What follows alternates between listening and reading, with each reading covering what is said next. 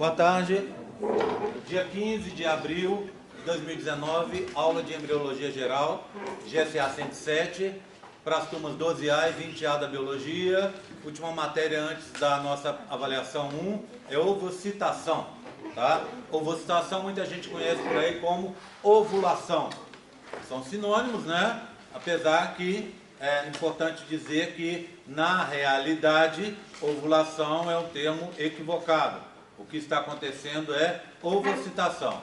Vou pedir mais uma vez, encarecidamente, para as pessoas, quando entrarem na sala, não ficarem nas duas últimas bancadas, risco de queda de coisas lá, tá? E para não deixarem, como muita gente está deixando de novo, as mochilas aqui. Eu não quero mochila aqui na frente, para não atrapalhar o fluxo aqui, para não ter acidente. A gente já teve acidente por aqui e já estragou modelo, inclusive, de pessoa deixar a mochila em cima e acabar se descontrolando aí e acabar jogando o modelo no chão. Então, mochila é lá no fundo, tá? Quando chegar, você pode vir com a mochila, ajeitou, arrumou as coisas todas e depois mochila no fundo, por favor. Bem, então vamos lá. Normalmente, uma minoria das mulheres sentem uma dorzinha no momento da ovocitação. Essa dorzinha, as pessoas chamam dor, tem esse nome em alemão aqui, tá? Eu não vou me arriscar a falar. Essa palavra, esse termo em alemão quer dizer dor do meio, ou dor no meio. E ela tem para mim dois significados. É uma dor no meio da barriga, tá? E é uma dor aproximadamente no meio do ciclo. Essa dorzinha, ela ocorre devido à ruptura do folículo, né? E a liberação do conteúdo dele para a cavidade abdominal. Lembrando que esse conteúdo é liberado, as fímbrias lá do infundíbulo vão passar, vão dar uma lambida ali e vão capturar aquele conteúdo que foi liberado, tá? Que é, basicamente, folículo terciário em meiose 2, né? Ou ovócito 2 em meiose 2, zona pelúcida, dentro da zona pelúcida, entre o ovócito 2 em metáfase 2, você vai ter o colócito 1, né? Naquele espaço, que a gente chama de espaço perivitelino. Aí vem a zona pelúcida por fora e até 20 camadas de células da corona radiata, certo? Num meio bem gelatinoso, numa matriz extracelular bem gelatinosa. É isso que é liberado. O que fica para trás, você se lembra, né? É o restante do folículo, ou seja, teca externa, teca interna, membrana basal, células da granulosa ou células foliculares e aquele antro único. Esse conteúdo que vai ficar para trás vai constituir depois o que a gente chama de corpo lúteo, aquela glândula provisória que produz progesterona e que converte parte dessa progesterona em estrógeno. Só relembrando mais uma vez, esse corpo lúteo vai durar até o dia 25, mais ou menos, se não tiver fecundação, e se tiver fecundação, ele vai durar até o final do primeiro trimestre, ou seja, ele vai durar até 3 meses de gravidez, sendo depois substituído pela placenta. Bem, o que é que nós temos aí nesse período que a gente começou na aula passada, que é importante? Acontece um pico, aliás, acontecem 3 picos de hormônios. Um pico exatamente 36 horas antes da ovocitação, um pico 24 horas antes da ovocitação e um pico 12 horas antes da ovocitação. Respectivamente, estrógeno, LH e FSH. Esse aumento desses hormônios, esses picos levam à ativação de algumas moléculas e que vão levar ao processo de ovocitação. Antes de falar disso aqui, eu queria só relembrar para vocês o que você teria então no ovário. Então você tem um ovário aqui, do lado de fora é um epitélio, depois para dentro você tem a túnica albuginea de colágeno, né? Então isso aqui é uma estrutura de proteção. Então a túnica, e ela vai ter que ser superada Aqui você tem um montão de folículos, né? Vamos colocar um folículo que é terciário, que está aqui, ó, grandão. Coloquei ele aqui mais embaixo. Aqui, ó, grandão, tá? O que acontece com esse folículo? Se você for olhar o folículo, você tem do lado de fora as tecas, né? Depois a região das células foliculares ou da granulosa, o pedículo, né, que é o cúmulo zoóforos, e aqui ó, a estrutura que vai ser liberada. Isso tudo está cheio de líquido. Então o folículo que vai ser ovocitado, que é corona radiata,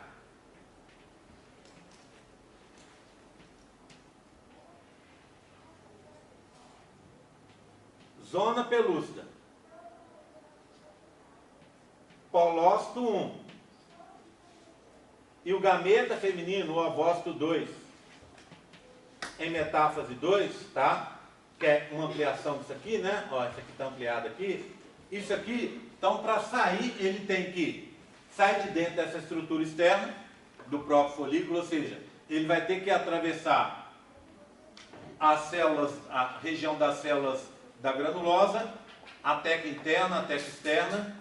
Aí depois ele vai ter que atravessar, então ele vai ter que furar aqui, vai ter que atravessar esse estroma do ovário aqui, ó, toda essa região aqui ele vai ter que atravessar. Aí ele vai ter que atravessar a túnica albugínea e arrebentar o epitélio. Então, esse caminho que tem que ser feito, que não é pouco, né? Agora, conforme eu disse para vocês, a gente está tendo aumentos de hormônios. Eu vou começar com esse pico de FSH. O aumento da concentração de FSH vai agir aqui dentro do próprio folículo, tá vendo? E nós temos o folículo. Então, do lado de fora, os verdes, teca externa, os vermelhos, teca interna, e aqui as células da granulosa, e aqui o folículo que vai ser ovocitado, tá?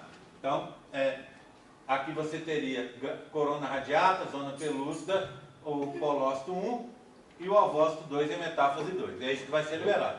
Bem, então eu disse para vocês que o aumento do FSH vai agir numa molécula que se chama ativador do plasminogênio.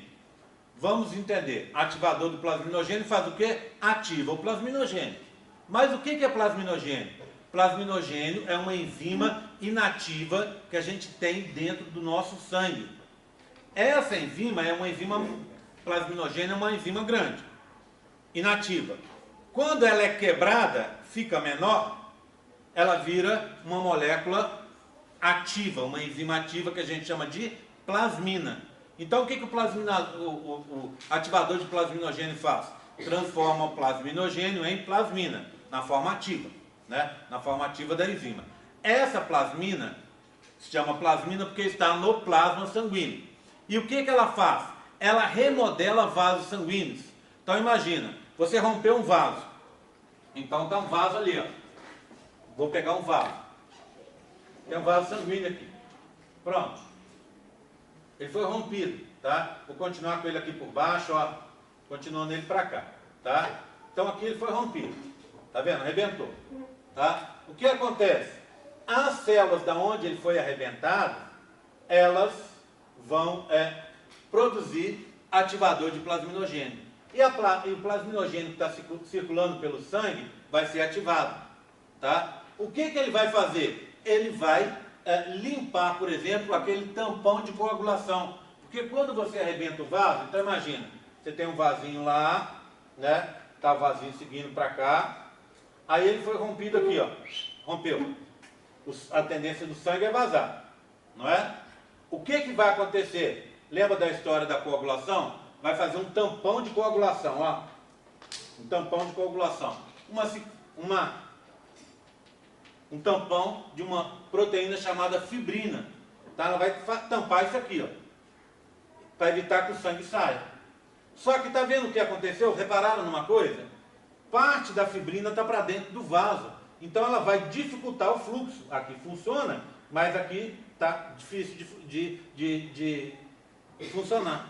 O que vai fazer a plasmina? Ela é liberada pelas células daqui, ó, da região que foi injuriada. E aí, o que é o plasminogênio, o ativador do plasminogênio é liberado por essas células.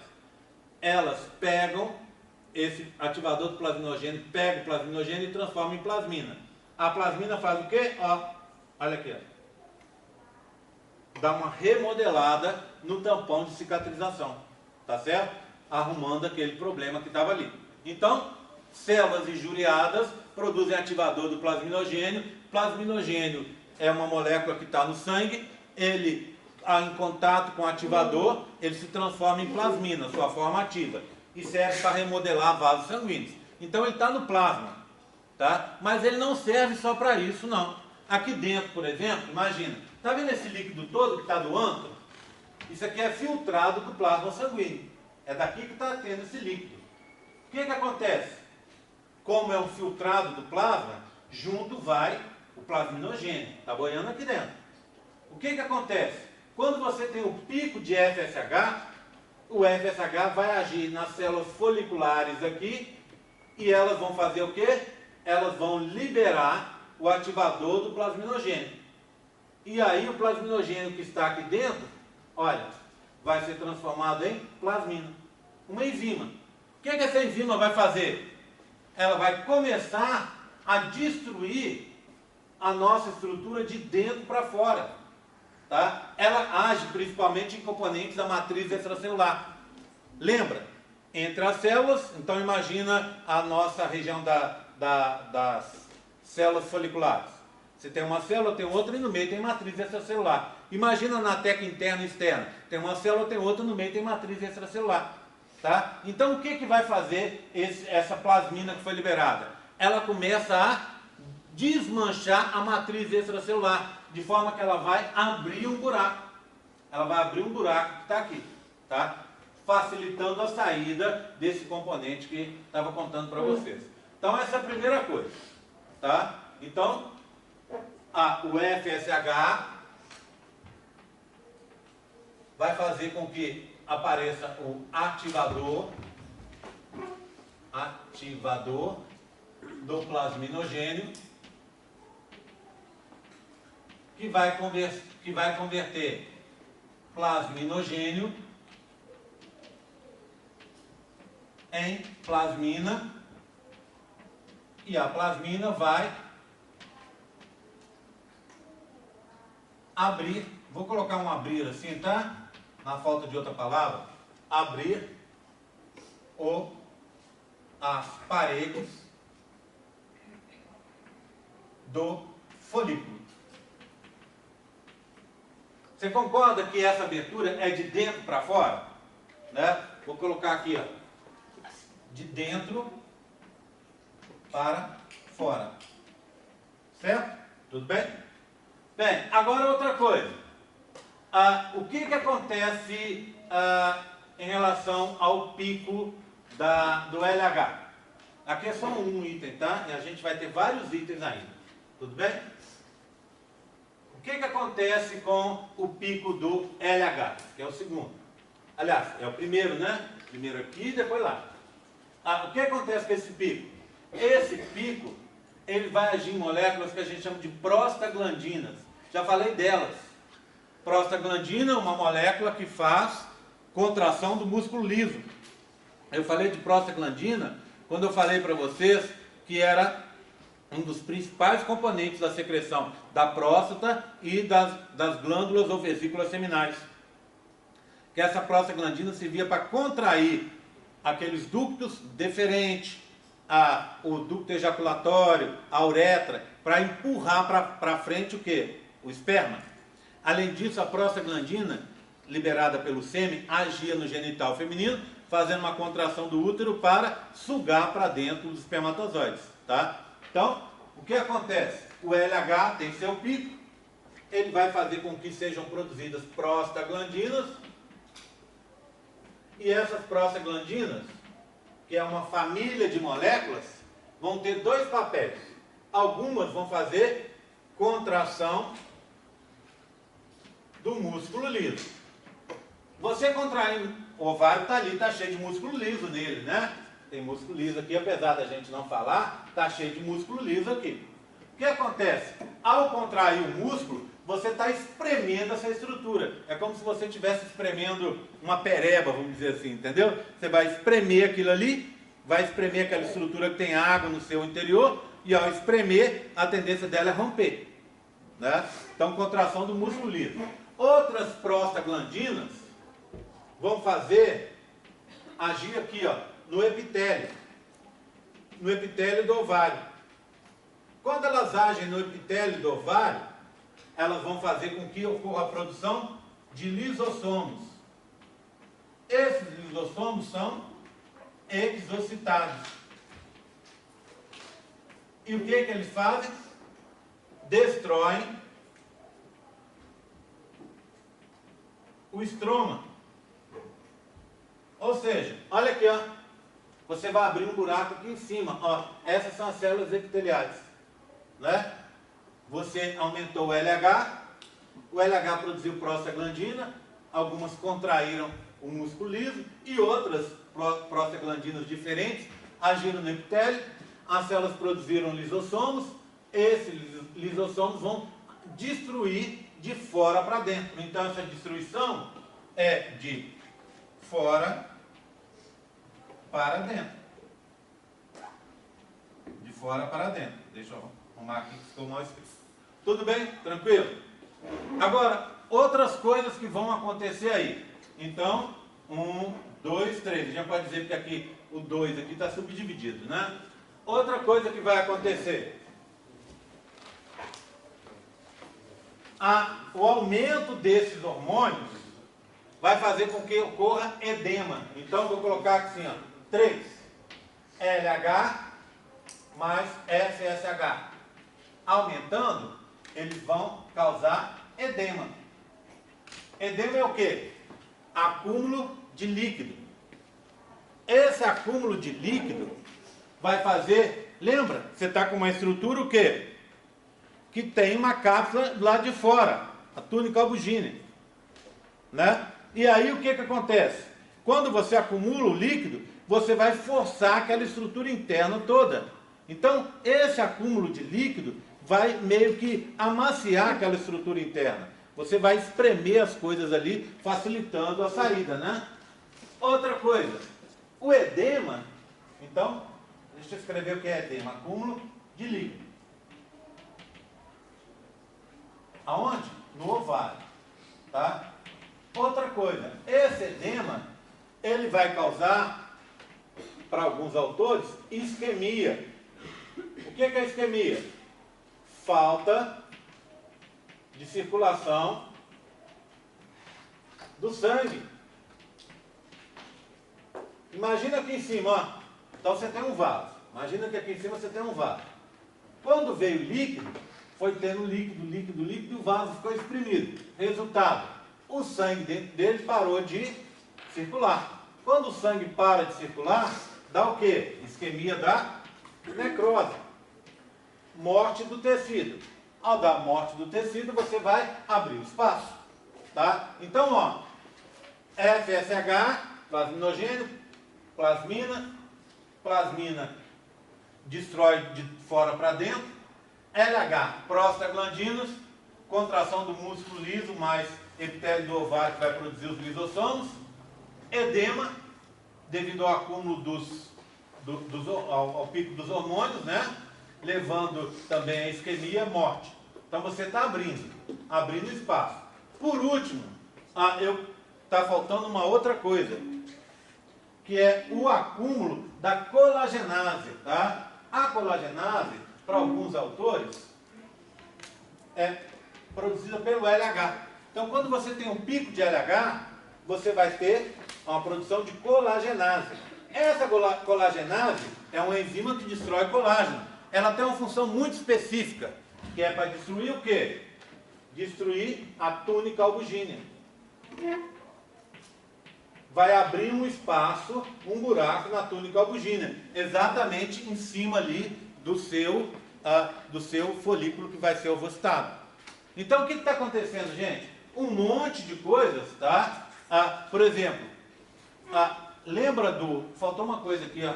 O edema causou isquemia, mas também estou vendo por ali, ó. um aumento da pressão no antro. Olha que coisa engraçada. Você tem lá uma bolinha cheia de líquido. Aí você está abrindo o buraco de dentro, enfraquecendo. Do lado de fora você está enfraquecendo também. Você está comendo a túnica albuginea para tirar aquela casquinha de fora dura. Está tendo um acúmulo de líquido. O líquido vai, e contração do músculo liso, que vai espremer aquela estrutura. Além disso, como tem edema, entra mais líquido no antro. Então você tem uma coisa espremendo de fora para dentro, e como está entrando líquido dentro do antro, está aumentando a pressão de dentro para fora. Então você tem várias forças que estão o quê? Se juntando para que no final das contas você tenha uma explosão. Você vai jogar para fora de forma explosiva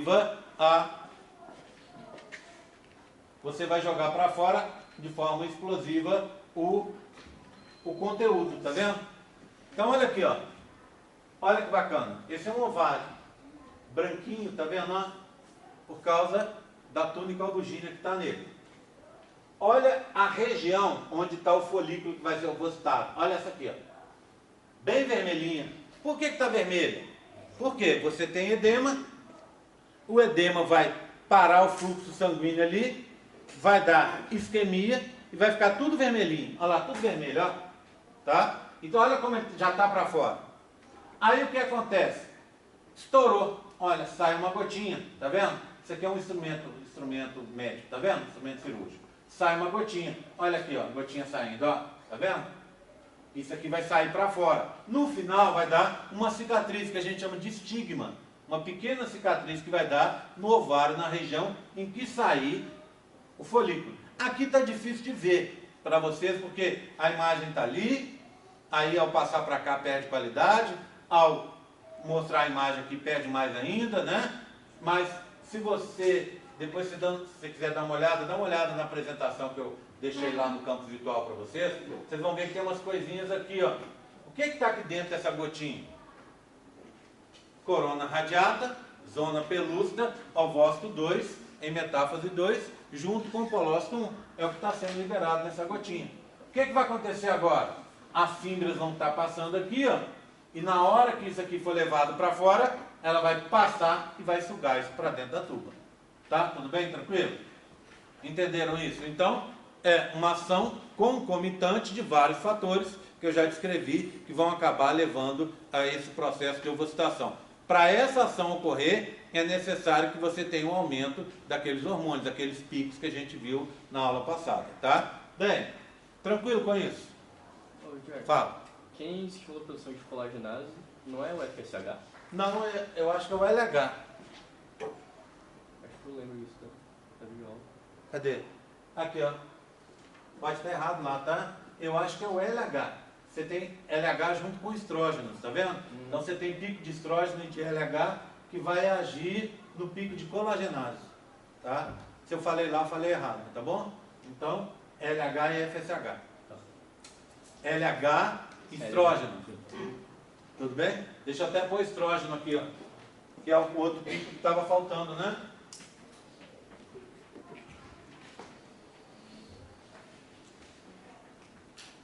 Tudo bem? Tranquilo? Tá? Bem, agora, dito isso, vamos dar uma olhada no que aconteceu ali? Ficou um buraco. Olha, saiu, ficou um buraco. Esse buraco vai ser ocupado. É o processo que a gente chama luteinização. Olha lá, luteinização. O que é luteinização? Formação do corpo lúteo. Quem vai formar o corpo lúteo? As estruturas que sobraram. Mas vamos pensar nas estruturas? A teca externa vai continuar ali com função só de proteção. Então ela vai continuar fazendo parte do corpo lúteo, mas não tem uma função ativa na produção de hormônios. A teca interna, quando as células da teca interna estão no corpo lúteo, elas mudam de nome. Então se é folículo, é teca interna. Quando vai para o corpo lúteo, elas vão mudar de nome. Vão se chamar células teca luteínicas. Células da teca no corpo lúteo, luteínicas, tá?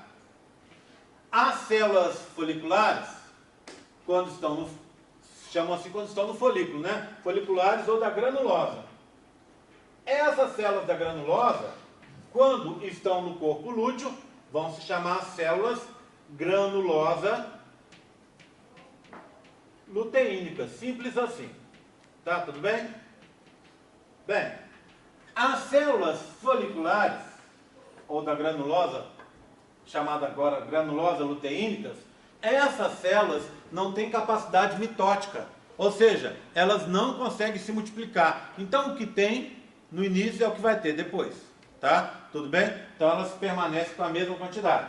Essas daqui não, as tetraluteínicas são mitóticas. E como elas são capazes de sofrer mitose,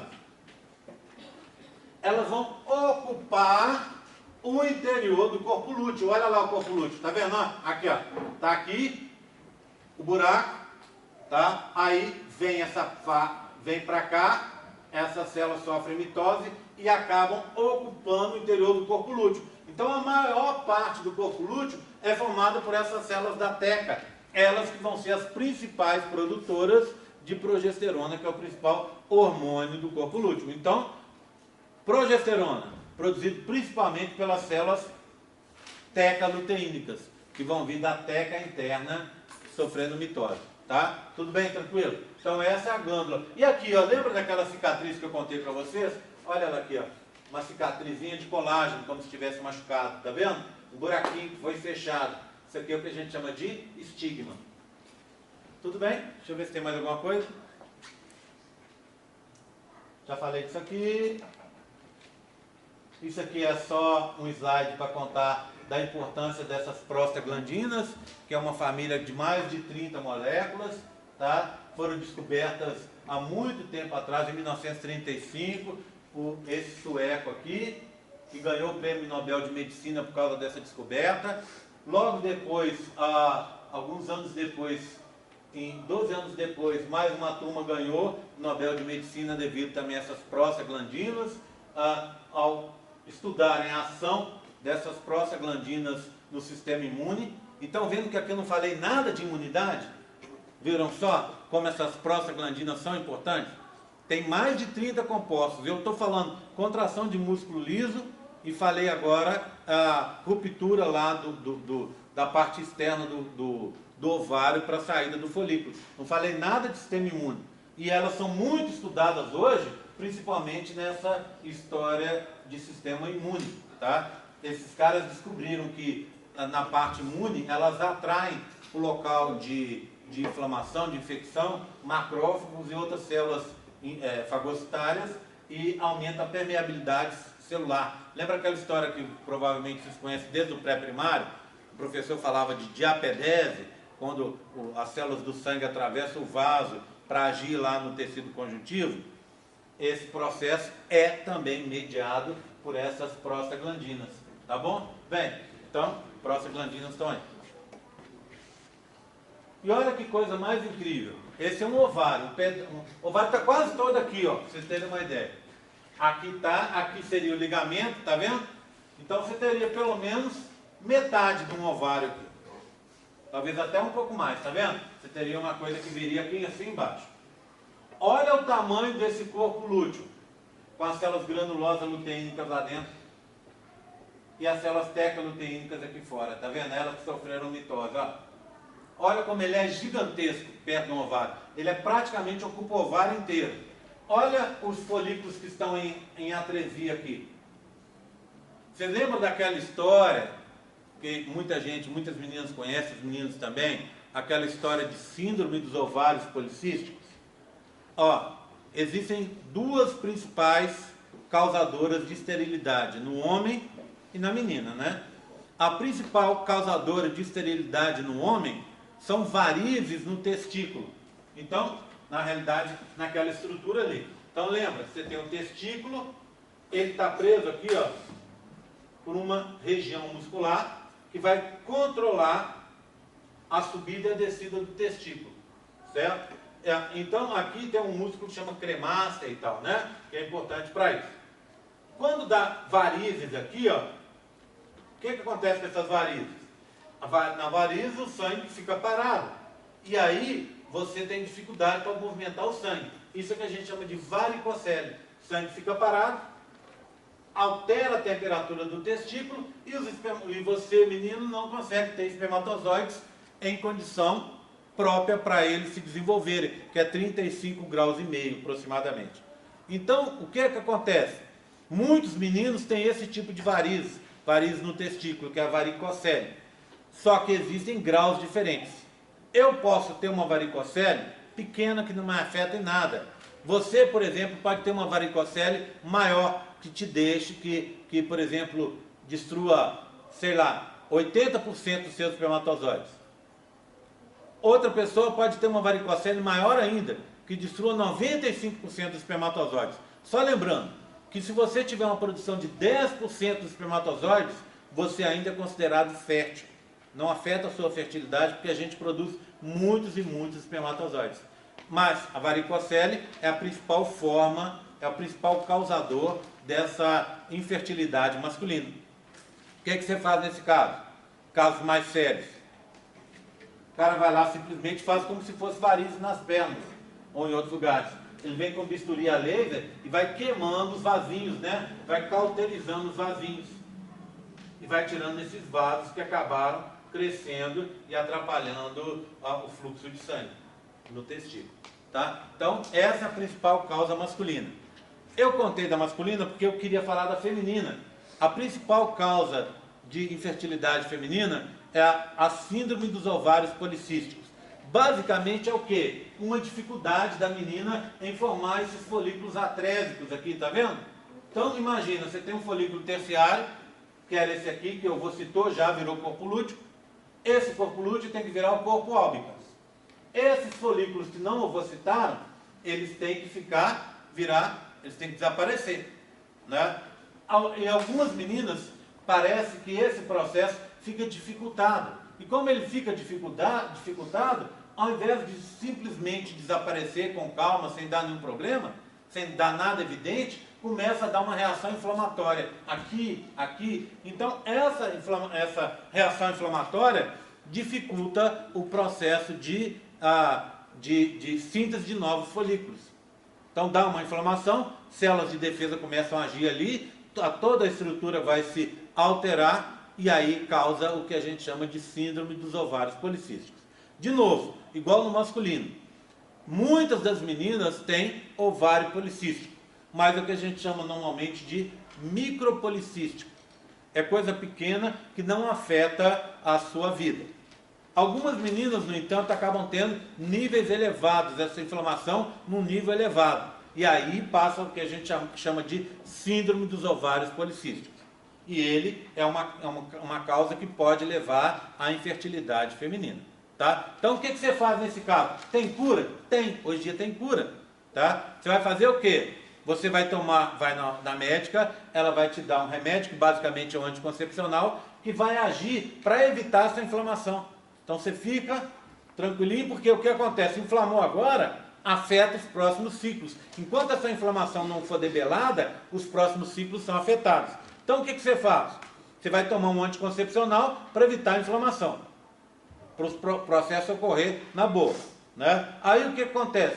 Quando você quer ficar grávida, ela vai te passar um anticoncepcional com a dose menor, tá? Para você diminuir os efeitos dessas futuras inflamações e você vai conseguir ovocitar e ficar grávida, tá bom? Então, assim, por alto, em resumo, é isso. Depois a gente vai falar um pouco mais sobre o assunto. Então, imagina, faz sentido, né? Imagina uma estrutura desse tamanho, ou uma dessa, outra dessa, ou todas juntas inflamadas. Não pode dar certo, né? Tudo bem, tranquilo? Já mostrei isso aqui. Alguma dúvida que eu possa ajudar? Tranquilo? Sim, fala.